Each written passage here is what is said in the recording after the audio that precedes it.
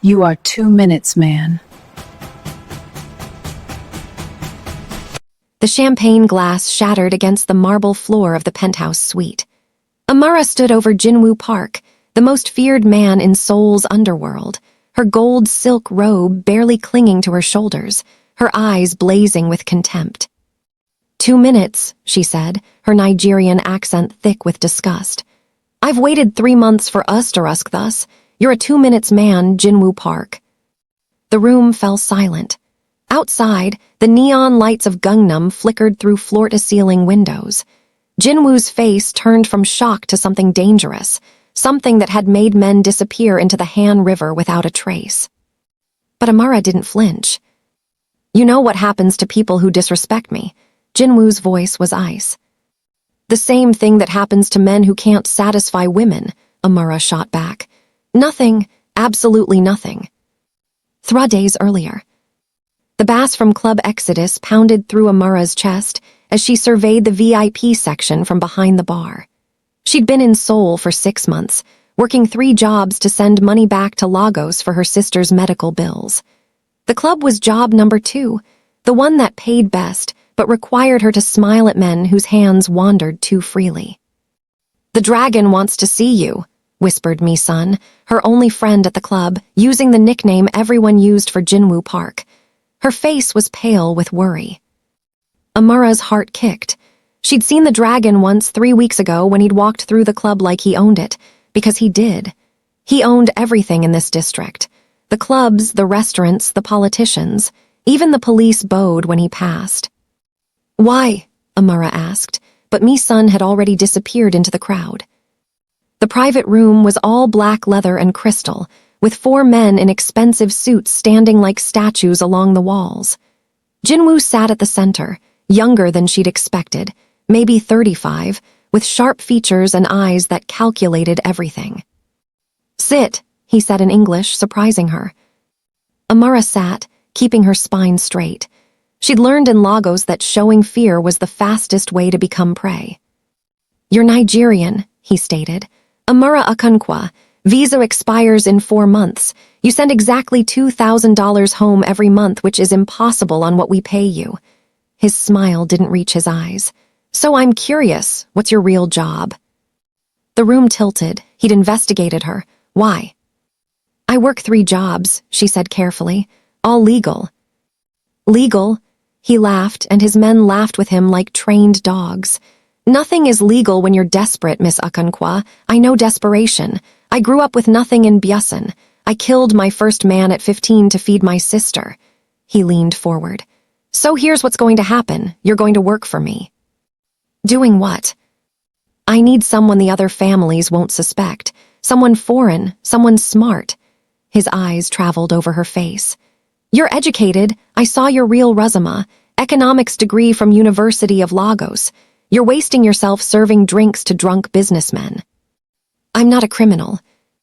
Everyone's a criminal in Seoul, Jinwoo said softly. The question is whether you're a smart one or a dead one. Your choice, but choose quickly. Your sister, Kama, is at? She has maybe 6 months without that surgery. Amara's blood went cold. He knew about Kama. He knew Esterusk Overpthung.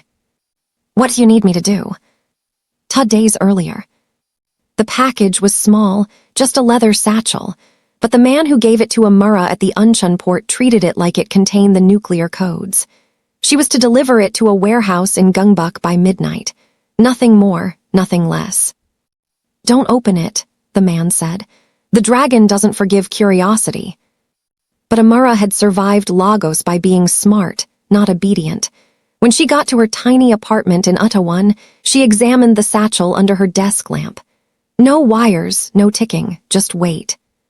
She opened it. Inside were USB drives, dozens of them, and a single photograph. The photograph made her hands shake.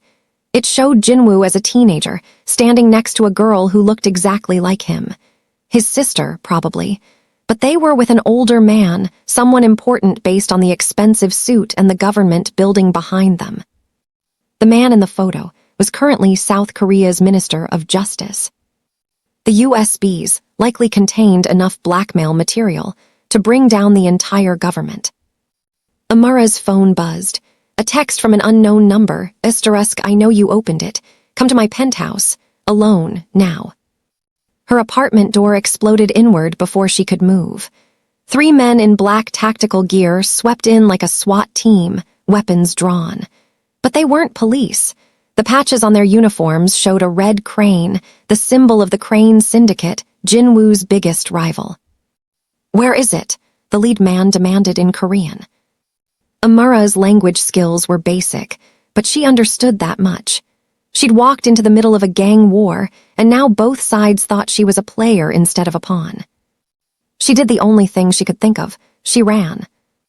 Through the window, onto the fire escape, down 3 flights while bullets sparked off the metal railing above her head. She hit the alley running, the satchel clutched against her chest, her bartender uniform torn and her lungs screaming. A black Mercedes screeched around the corner, cutting her off. The window rolled down, and Jinwoo's face appeared expressionless. Get in. You set me up. Get in or die. Those are your options. Amara dove into the backseat as more gunfire erupted behind her. The Mercedes roared away, weaving through Seoul's late-night traffic like a serpent. Jinwoo sat in the passenger seat, making phone calls in rapid Korean, occasionally glancing back at her with an expression she couldn't read. They arrived at his penthouse, a fortress of steel and glass overlooking the Han River.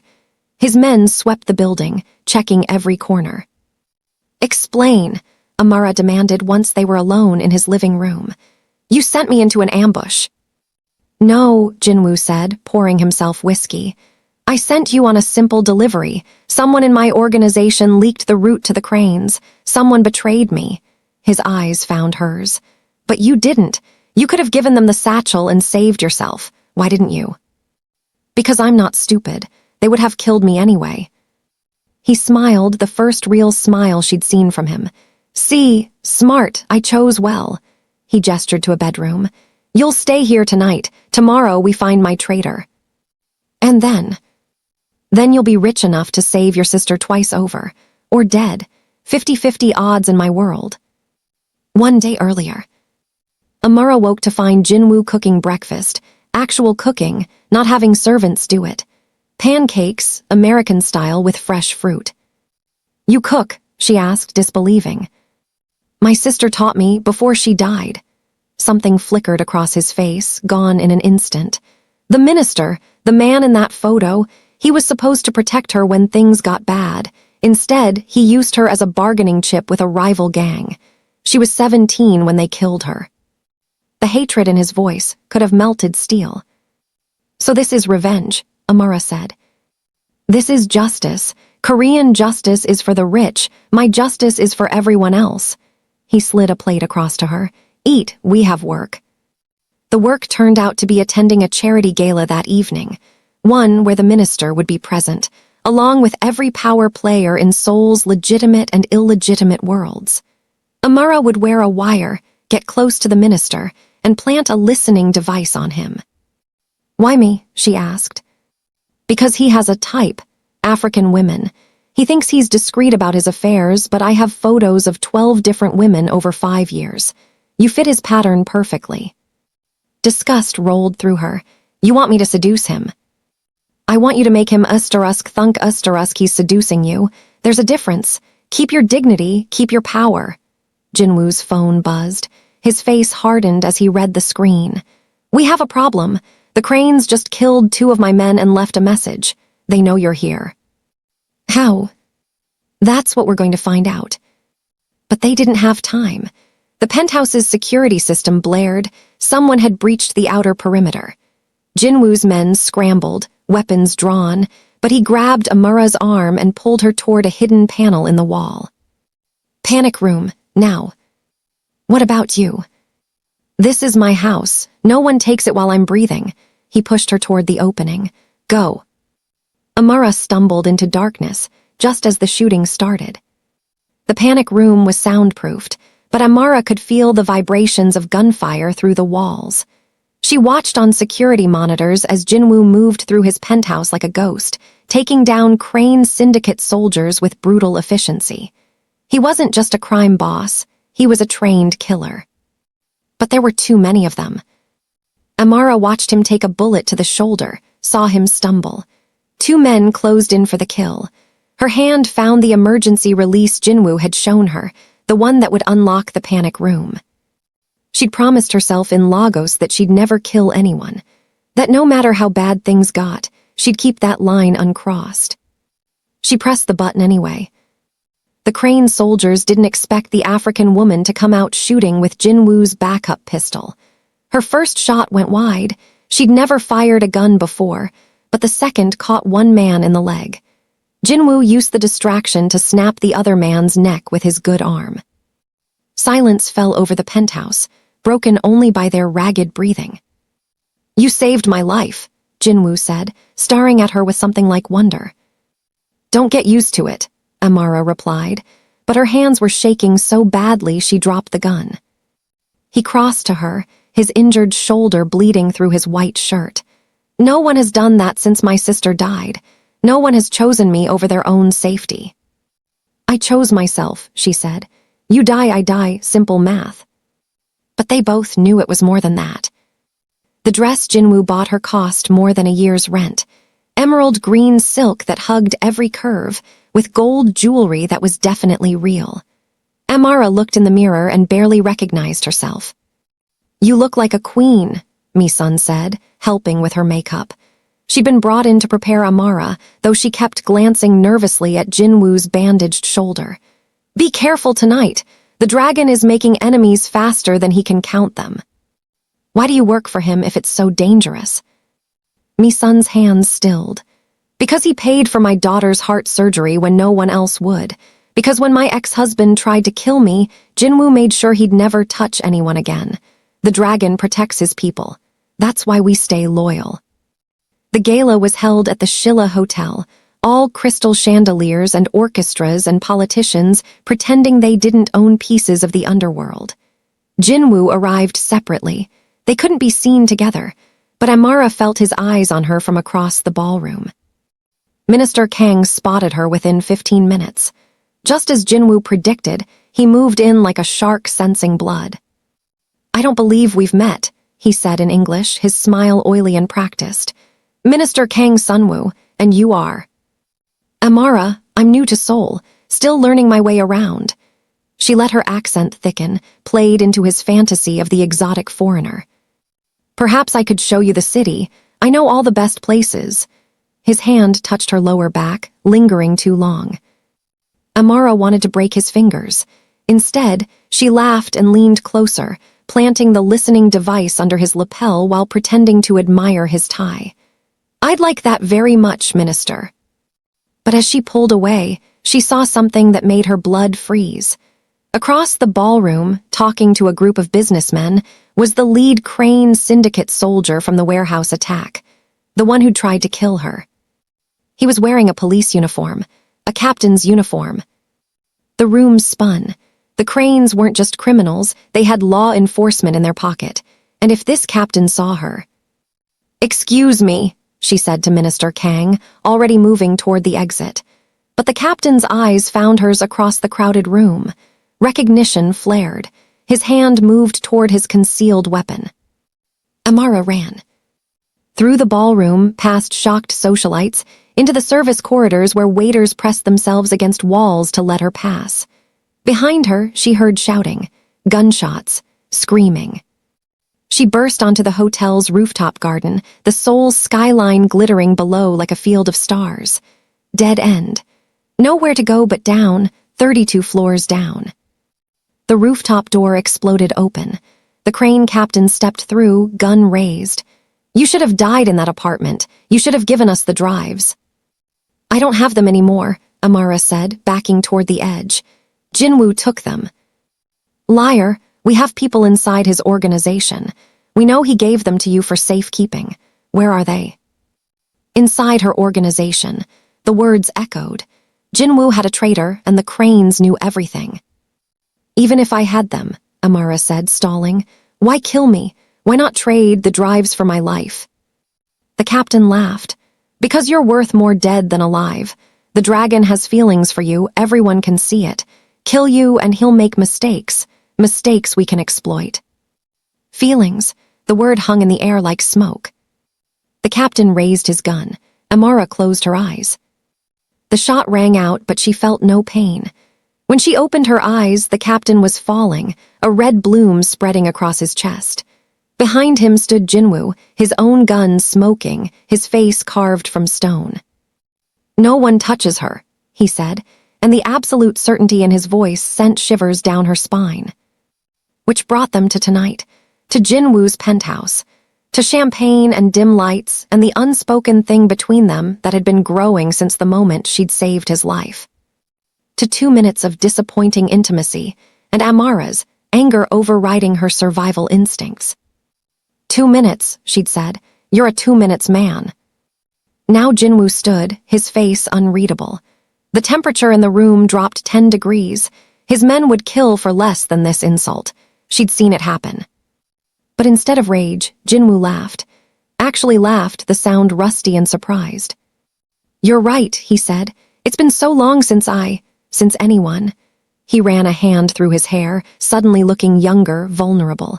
"Since my sister died, I've built walls, made myself into something hard, something untouchable.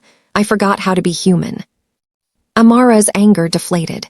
She saw him then, really saw him. Not the dragon, just Jinwoo. A man carrying mountains of grief and rage and loneliness. "I'm sorry," she said quietly. "That was cruel." "No," he moved closer. "It was honest. No one's been honest with me in 10 years. They're all too afraid." His hand touched her face, gentle despite the calluses from old fights. "You're not afraid of me. Why?" "Because I've survived worse than you," Amara said. "Lagos taught me that fear is a choice, so is courage." He kissed her then, and this time there was no rush, no performance. Just two broken people finding something like peace in each other. Hours later, tangled in silk sheets, Jinwoo's phone buzzed. He checked it, and his entire body went rigid. "What?" Amara asked. "The traitor, I know who it is." His voice was flat. Emotionless, the voice of the dragon returning. "Me son." "No," Amara sat up. "That's impossible. She told me you saved her daughter. She's loyal." "Her daughter died 3 months ago. The Cranes have been sending me fake hospital bills, and I kept paying them. She's been feeding them information in exchange for—" He stopped, reading further. His face went white. "They have her real daughter. The Cranes faked the girl's death and have been holding her hostage." The pieces fell into place. Mi-sun's nervousness, her warnings. She wasn't betraying Jinwoo by choice. "Where is she now?" Amara demanded.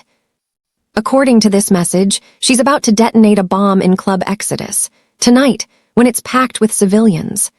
Jinwoo was already moving, throwing on clothes, making calls.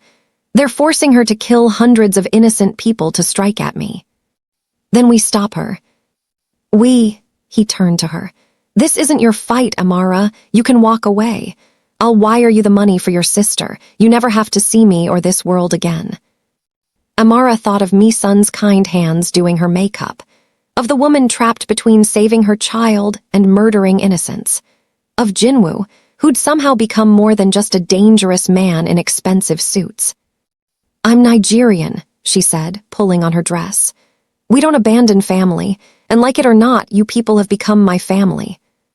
The drive to Club Exodus took 8 minutes that felt like 8 hours. Jinwoo's men surrounded the building, evacuating people through back exits while trying not to cause panic. Inside, the music still pounded, oblivious patrons dancing while death ticked down somewhere in the walls. Amara found Mi-sun in the storage room, tears streaming down her face, her finger hovering over a detonator. "Don't come closer," Mi-sun sobbed in Korean, then switched to broken English for Amara's benefit. "They have Jaihai, my baby. They'll kill her if I don't do this." "Then we save her together," Amara said. "Jinwoo's men are already tracking the signal from your phone. They'll find her." "You don't understand. The Cranes have 60 men guarding her. Even the dragon can't." "The dragon doesn't have to." Amara moved closer, slowly, hands visible. "Because we're smarter than them. They think you're alone, desperate. They don't know you have the most powerful man in Seoul willing to burn the world down to save you." Mi-sun's hand wavered. Jinwoo's voice crackled through Amara's hidden earpiece. "We found the girl. Sending in the team now." "They found her," Amara translated. "Put down the detonator, me son. It's over." For a moment, the world balanced on a knife's edge. Then Mi-sun dropped the detonator and collapsed, sobbing into Amara's arms. 48 hours later, the Crane Syndicate fell in a single night. With Minister Kang's secrets released to every news outlet in Korea and the corrupt police captain dead, their protection evaporated. Jinwoo's forces swept through their territory like a tsunami. Amara watched the news reports from Jinwoo's penthouse, feeling disconnected from it all. In 72 hours, she'd killed a man, defused a bomb, and somehow become the confidant of Seoul's most dangerous crime lord. "Your sister's surgery is scheduled for next week," Jinwoo said, joining her at the window. "The best doctors in Lagos, all expenses paid." "Thank you. And your visa has been extended, indefinitely if you want." Amara turned to face him. "What are you asking, Jinwoo?" "Stay, work with me, not as an employee, as a partner. You're brilliant, fearless, and you see things my own people miss because they're too close to it." He took her hand. "I'm not asking you to love me. I'm asking you to help me build something better than what came before. And if I say no, then I let you go with enough money to live like a queen in Lagos. No strings, no threats, just goodbye." She should say no. Should take the money and run back to Nigeria, to safety, to a life that made sense. But when she looked at Jinwoo, she didn't see the dragon anymore. She saw possibility, change, a chance to reshape an empire from the inside. "I have conditions," she said. "Name them." "No more killing unless absolutely necessary. We protect people who work for us, all of them. And we start moving legitimate. I didn't get an economics degree to run a criminal organization forever." Jinwoo smiled, that rare, genuine smile. "Deal." They shook hands like business partners. Then he pulled her close and kissed her like something more. Outside, Seoul glittered with possibility. Inside, Amara Okonkwo from Lagos stood next to Jinwoo Park from Busan and planned how to change the world.